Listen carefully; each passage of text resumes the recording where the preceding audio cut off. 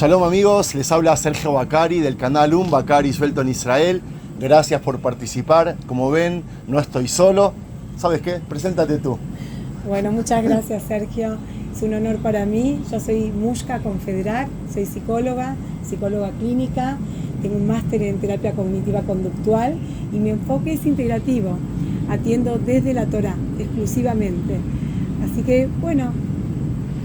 Lo que yo quiero decir es que, bueno, yo nunca la presenté, pero Mushka es también psicóloga y es un mentor para mí.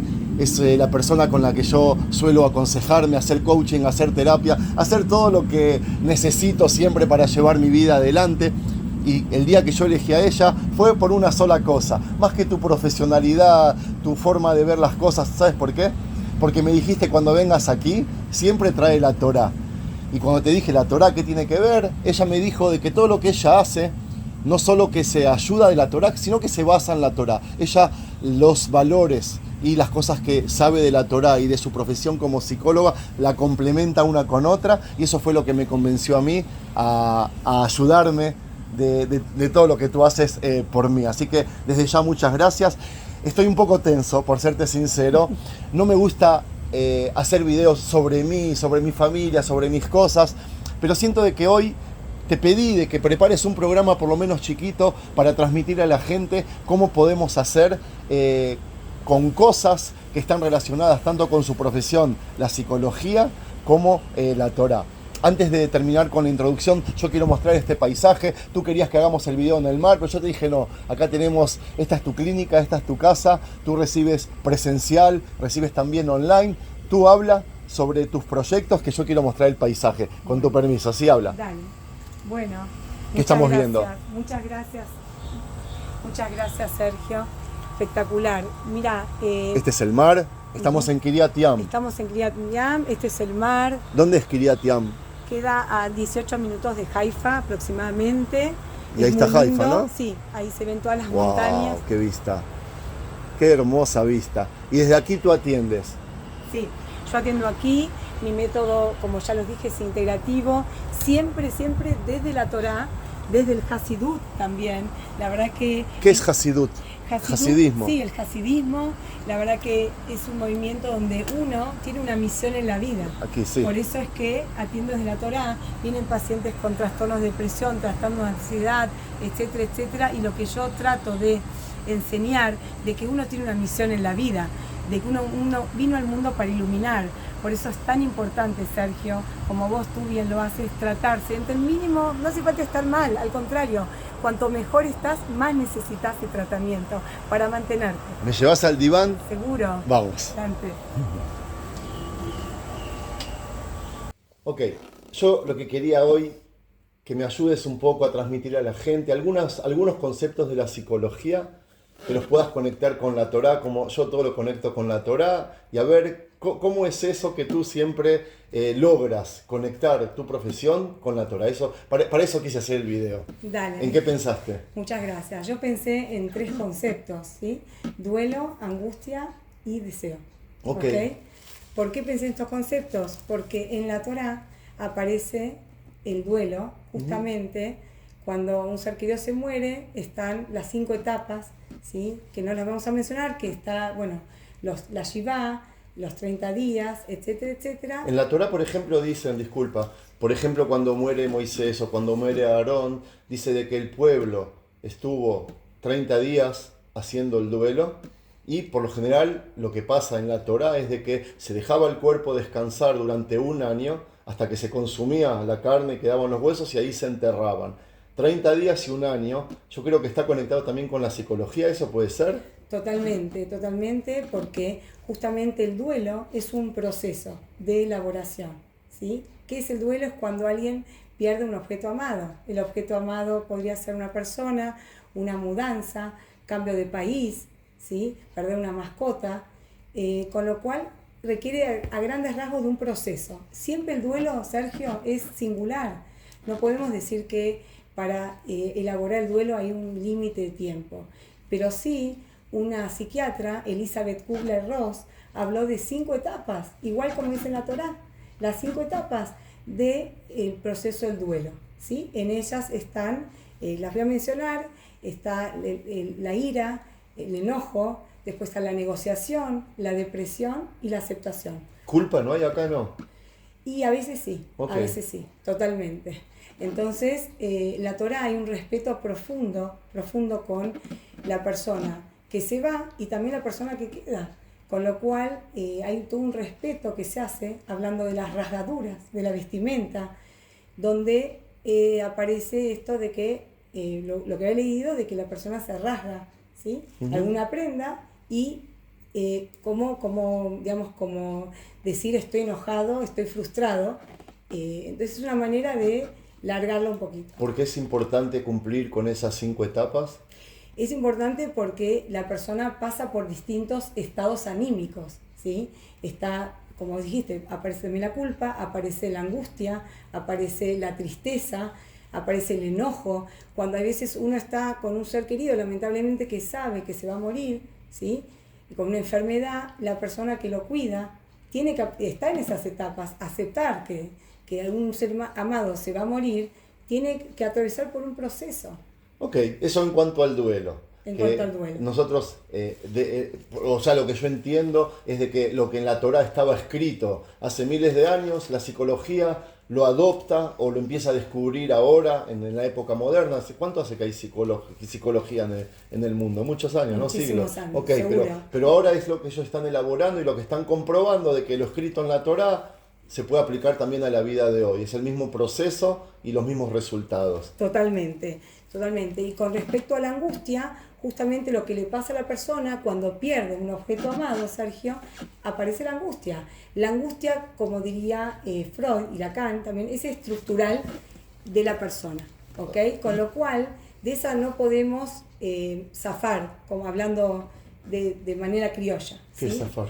Zafar sería como que la angustia, ¿sí?, te atraviesa y uno tiene que hacerse cargo de la angustia. Okay. Ahora, lo que estuve viendo, Sergio... No puedes obviarla. Exactamente, no puedes obviarla, hay que hacerse cargo. ¿Por qué? ¿Qué pasa? ¿Qué pasa si yo a la angustia no la escucho? ¿Sí? Y el duelo, una persona que por ahí no quiere hablar de algo que sufrió y padeció, de lo que fuera, ¿sí? Ya hablando que nacer es una angustia. Se habla de la psicología. El nacimiento genera angustia, totalmente, porque el bebé estaba cómodo en la panza, con lo cual al nacer es todo nuevo. Todos los cambios a gente que le genera también cierta angustia. Entonces, en la Torá está cuando Abraham tiene que sacrificar a su hijo, ¿okay? Le generó muchísima angustia. Era o Dios o su hijo. Su hijo amado. Su hijo amado. Entonces, él tuvo que decidir. Por eso siempre yo lo recomiendo muchísimo en mis pacientes, yo atiendo online y presencial, desde la Torá, realmente porque uno tiene una misión en la vida. Entonces una de las cosas que enseño es que uno no está solo. Pero hablando del tema que viniste especialmente a hablar conmigo, es que cuando uno no habla de lo que le pasa, el duelo, se puede generar duelo patológico. Y ahí está el problema. ¿Por qué? Cuando la angustia no es trabajada, ¿sí?, se estanca en uno y genera otros problemas, como la depresión, los trastornos, distintas cosas que, bueno, hoy vinimos especialmente a hablar sobre la relación con la Torá. Yo veo en Israel que desgraciadamente a veces hay muchas familias que suelen pasar duelo por cuestiones de atentados terroristas o por guerras, cómo hay gente, madres, padres, que eligen por la vida después de eso, o padres que eligen por la muerte, cómo ellos se enfrentan cada uno con esa pérdida de una manera diferente. Uno dice, a propósito, ahora quiero elegir la vida, yo no me voy a quedar ahí atrás. O sea, hicieron el duelo, van a vivir tristes, pero ellos van a elegir por la vida, por salir de esa muerte, hacer algo lindo y empezar a vivir una vida nueva. Y están los que se quedan llorando y les cuesta levantar cabeza, viven angustiados. Abraham, cuando va a sacrificar a su hijo Yitzhak, siente una angustia, como tú dices. Una vez que le aparece el ángel y le dice, Al tishlachet yadcha, o sea, que le dice, no envíes tu mano hacia tu hijo. ¿Qué le pasa a él en ese momento, con esa angustia? ¿Se determina? Claro, él, decide hacer caso a lo que Dios dijo, entonces, de alguna manera, No, él sigue angustiado, pero por lo menos decidió, ¿sí? Tuvo una decisión, con lo cual de alguna manera al accionar, el hablar sobre la angustia ayuda, como diría Freud, la cura por la palabra, ¿sí? Entonces, como tú dices muy bien, Sergio, de que una persona puede elegir seguir angustiado, seguir con duelo o salir a la vida, decir, ¿qué tengo yo para ofrecer en este mundo? Pero para eso es porque vos lo decís, porque vos te atiendes, te atiendes conmigo y además te gusta dar. Con lo cual hay que saber que uno tiene una misión en este mundo. Entonces, bueno, más allá de lo que pase, también dicen que va a venir pronto el Mesías, con lo cual hay que tratar de vivir con la máxima alegría. Y hablando de la angustia, ¿sí? Por eso cuando Freud habla sobre angustia señal y angustia automática, ¿con esto qué quiero decir? Que la angustia señal es la que uno sabe que hay un peligro sobre algo, te ayuda, es un motor, ¿sí? Sí. Con lo cual nos ayuda en la vida, pero la angustia automática es esa sensación que a cada uno le agarra en distintas partes del cuerpo, con lo cual es muy importante tratarla, ¿sí? Amigos, ¿se dan cuenta del tipo de persona que está ayudando? Ella, bueno, es la primera vez que yo la presento. Yo me aconsejo mucho con ella y realmente yo pasé momentos de angustia, bueno, tú lo sabes. Y a mí me encanta cuando Mushka me dice, tenés que hacer esto, tenés que hacer lo otro, y siempre acompañado de la Torá. Nosotros después de la angustia dijimos de que viene la etapa del deseo. Exactamente. El deseo, en realidad, ¿qué pasa? Cuando uno está angustiado y lo puede elaborar, ese afecto que le quedó a uno enganchado, por ejemplo, porque hay gente que no se puede recuperar porque se murió la persona, se murió la mascota y me morí con esa persona, me morí con la mascota. Lo que hay que tratar es justamente sacar ese afecto, conectarlo con la vida, conectarlo con otras cosas que te generen deseo. Entonces, cuando hablamos de deseo, de verdad que hay que desear, el deseo es amar, es amor. Entonces, eso te conecta con la vida. Y cuando hablamos de deseo en la Torá, tenemos el famoso caso de Adán y Eva, ¿sí? El deseo del árbol. Probar el árbol de la sabiduría. Exactamente. Así que desear es fundamental, justamente. Pero no hay buen final ahí. Ahí no es el caso, exactamente, ahí no es el perfecto final. Pero sí, pero estás ejemplificando lo que es el deseo. Exactamente, porque hay deseos prohibidos que la Torá, que realmente por algo están las cosas que no se pueden hacer, pero está el deseo, el buen deseo, ¿sí? El desear, el querer estudiar, el querer crecer en la vida, el querer desarrollarte como persona, ¿ok? Eso te conecta y te estimula para vivir. Bueno, hay unas frases muy lindas, ¿querés?